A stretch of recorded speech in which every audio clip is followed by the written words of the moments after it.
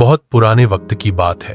एक बड़ा शहर था, चारों तरफ ऊंची ऊंची दीवारों और मजबूत किलों से घिरा हुआ।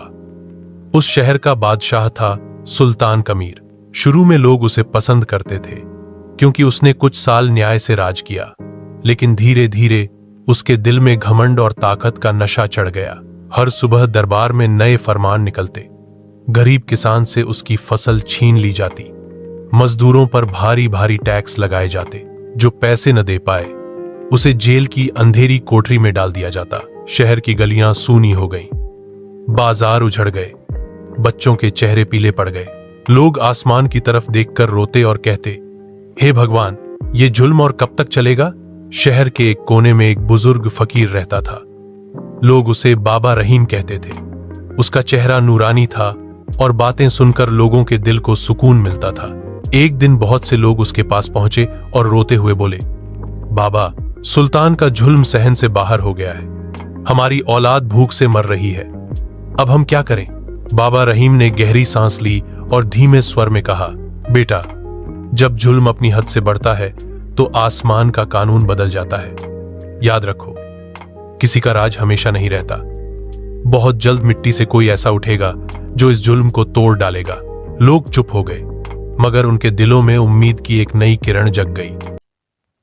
शहर के बाजार में एक जवान था, आमिर। वो आम गरीबों में से था। दिन भर मजदूरी करता और रात को मां बाप के लिए रोटी लेकर जाता। उसकी आंखों के सामने ही एक दिन सिपाही उसकी मां का अनाज छीन ले गए। उस रात आमिर ने आसमान की तरफ देखकर कसम खाई, मैं इस जुल्म के खिलाफ आवाज उठाऊंगा, चाहे मेरी जान ही क्यों न चली जाए। उसने चोरी छिपे लोगों को इकट्ठा करना शुरू किया, कभी किसानों को बुलाता, कभी मजदूरों को। रात के अंधेरे में मशाल जलाकर कहता, भाइयों, हम गुलाम नहीं इंसान हैं। अगर हम सब एक हो जाएं, तो कोई ताकत हमें गुलाम नहीं रख सकती। उसकी बातें सुनकर लोग रो पड़ते। धीरे धीरे शहर में एक तूफान तैयार हो गया। आखिरकार आमिर ने ऐलान किया, अब वक्त आ गया है, हम सुल्तान से इंसाफ मांगेंगे।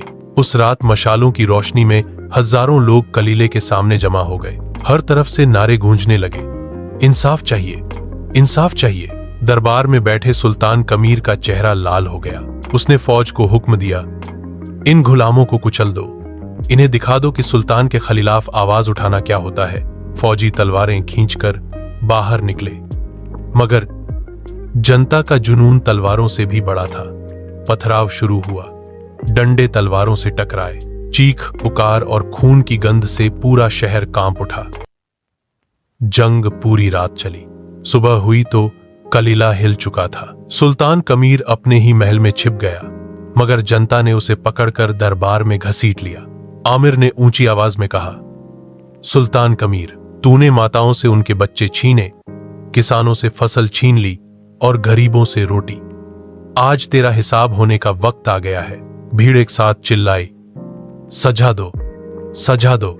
सुल्तान का ताज उसके सिर से उतर गया, कुर्सी उससे छिन गई।